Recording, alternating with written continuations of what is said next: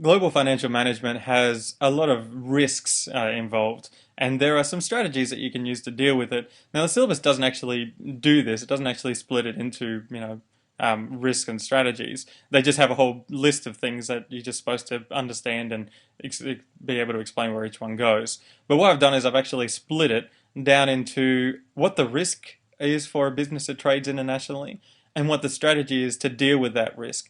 Now, most of these risks you can't get rid of completely.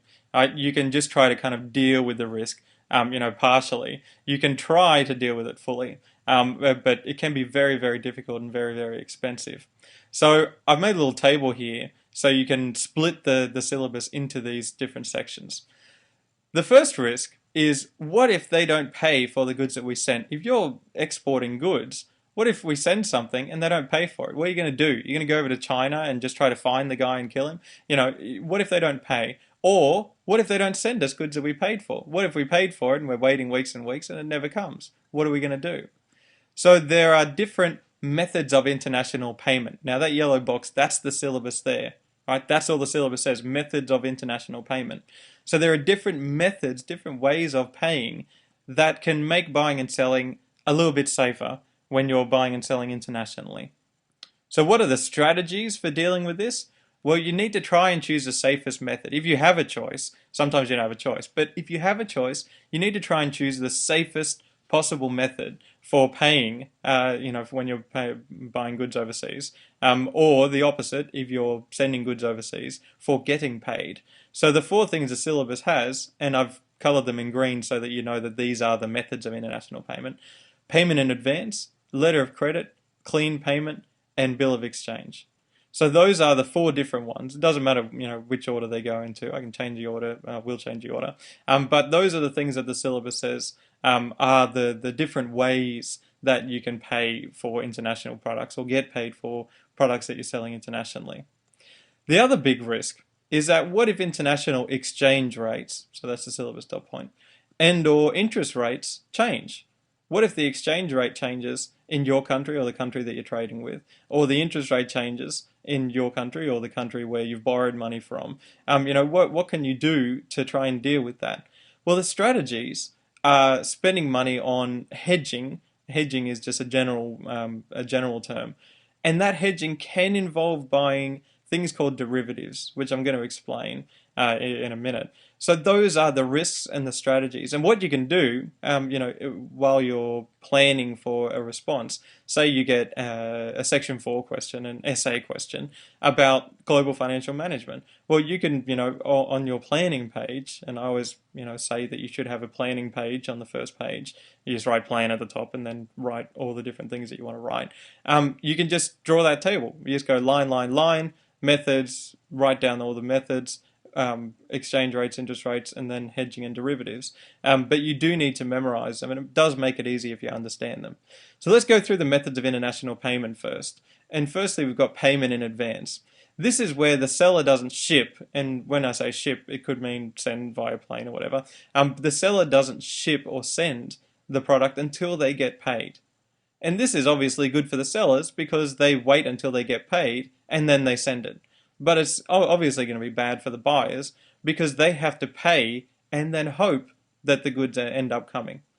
So if you're doing a Section 3 question, like a hypothetical case study question where you have to write a business report, if you're a seller, if the little business in the little box there is a seller, is an exporter, you would probably recommend, maybe go for payment in advance, because that's going to be the best one for you because it involves the least risk, because you don't send the product until you already get paid. Second method is kind of the opposite. It's called a clean payment. This is when the buyer doesn't pay until the goods actually are received. Obviously, the seller is a lot of risk for the seller, right? But there's no risk for the buyer because they don't pay anything until the products actually get there. So if it's really risky for the seller, why does this even exist? Well, you might need to do it, right? If it's really urgent, you can't wait around for payment to be made. Like these payments, I'm not talking about, you bought something from overseas on eBay. I'm talking about, hundreds of thousands of dollars, worth of products. You can't necessarily wait around for that payment to be made before you decide to ship it, right? So sometimes you just have to, send it and then hope that the buyer pays when the goods are received. The other possibility is if the buyer is really, really trustworthy, if they got a good credit rating and everything, then you might be able to to do this. If you have dealt with them lots of times in the past and they've always paid, you might just say, all right, you know what? I'm not going to hold up your business by waiting for my money. I'm going to send the products and then you give me the money when you actually get them. The third type of payment is a letter of credit, and it's a letter that looks like a letter. It is an actual letter, and it's issued by the buyer's bank, right? And I'm going to go into why it's important that you write bank and that you write buyer. The buyer's bank issues this, and it guarantees transfer of the money if the product meets the right specifications, right? If you've ordered 10,000 DVDs and there are 10,000 DVDs there and they're the right ones and all that, the buyer's bank guarantees that the money will be transferred. The good thing is that this reduces risk on both sides, right? Because now you've got a bank in the middle that is guaranteeing that as long as the goods meet the specifications, that the payment is going to be made. But if they don't, then the buyer doesn't have to pay, right? But the problem is it costs a little bit extra to involve the bank. In the end, though, it is still a little bit better for the seller, right? It is still a little bit better for the seller, and that's pretty much all you need to know. Like it's a little complicated why, but it is a little bit better for the seller. A bill of exchange is also like a letter. Sometimes it kind of looks like a check, like a rectangular thing like that, but it's issued by the seller's bank, right? It can sometimes just be issued by the seller, but often now it's issued by the seller's bank because you involve that middleman to make it a little more trustworthy there. And what it does is it orders the buyer to pay a certain amount to the seller's bank. It says, all right, 2 months or 1 month or upon receiving this bill of exchange, you have to pay this amount to the seller's bank.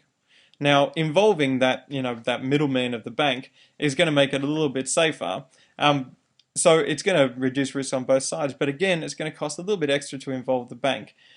But this time, it's a little bit better for the buyer. Why? Doesn't matter. Just memorize it. This is a cram app, right? So it's a little bit better for the buyer, and a letter of credit is a little bit better for the seller. Moving on to the other risks, the exchange rate and interest rate risks. We know that the strategies include hedging, which can involve derivatives. But the understanding of these things is pretty bad every year. The idea of hedging is very, very difficult to understand, and the idea of derivatives is so complicated that sometimes the people who buy them don't even understand them. And you really just have to look at what was happening in financial markets, especially before the global financial crisis. People were buying these derivatives, these incredibly complex derivatives, and not even understanding what the hell was going on in them. They just knew that in the past they've made money, so I'm going to buy them, right? To explain, exchange rates and interest rates, they fluctuate. They go up and down all around the world, sometimes unexpectedly. And this is going to have a big impact on costs, including the borrowing costs and the revenues for a business that buys or sells internationally. This is going to cause some problems for an international business, for a business that's buying and selling internationally. So to reduce these risks, what financial managers can do is they can hedge, right? So instead of a hedge like a fence, which is a noun, to hedge is like a verb. It's a doing word, right? We are going to hedge against exchange rate risks or against interest rate movements, right? So that hedging process can be difficult and it can be very, very expensive. The way that you do this, right, to hedge against exchange rate and interest rate risk is to use these really, really special financial instruments that some genius worked out you can do a long time ago. These financial instruments these derivatives, right? So what you do, you're a business, you buy a financial instrument, which is like a piece of paper, right? It may not literally be a piece of paper, but let's say, to make it simpler, you buy a piece of paper. What that piece of paper does is it locks in a specific price for something in the future. The most basic way of doing it is for a real product. So let's say you're a business that buys a lot of corn. You're worried the price of corn is going to go up next year. So what you do is you pay the corn grower, you say, look, how about you sign this piece of paper to lock in a price for next year, right? Let's say, it's, $300 a ton or something, right? I'm worried it's going to go up to $500 a ton next year. So how about you sign a piece of paper right now saying that I have the right to buy corn at $300 a ton next year, no matter what the price actually is, right? I'm going to have the right to buy it at that $300 mark. The corn grower is going to go, okay, all right, that's fine, but you're going to need to give me some money now, right? It does cost money. They might say, right, it's going to cost you $1 million for that piece of paper to buy the corn next year at $300 a ton.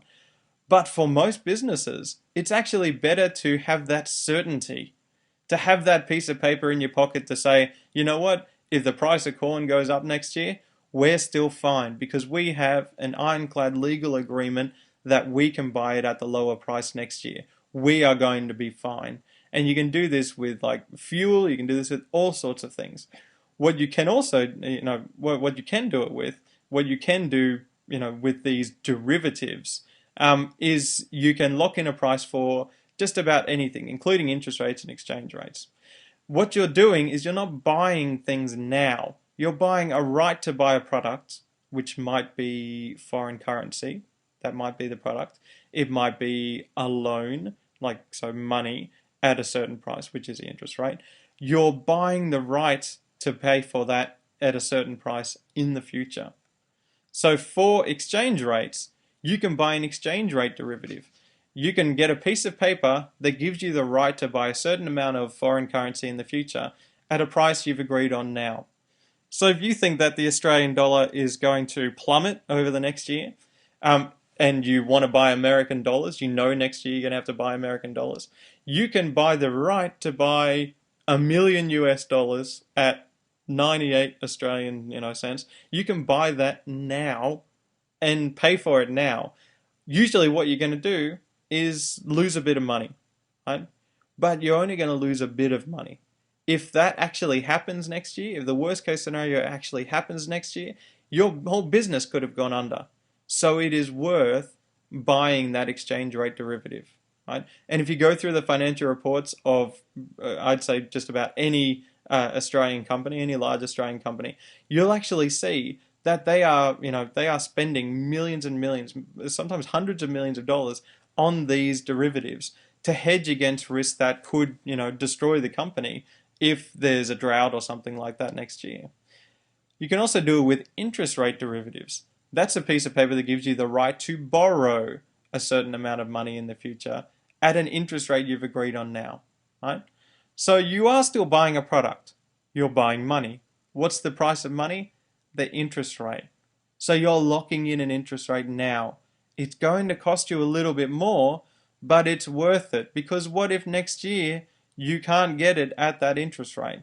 You have to pay a lot more. It's going to cost you, much, much, much more over the future than it would to just buy that piece of paper now and just realize, hey, look, this is the risk of doing international business. It's going to cost us a little bit of money, but it could end up being really, really good for us, right? Sometimes you might even make a little bit of money, and businesses sometimes do. So, but that's not the point. The point is to try and reduce the risk.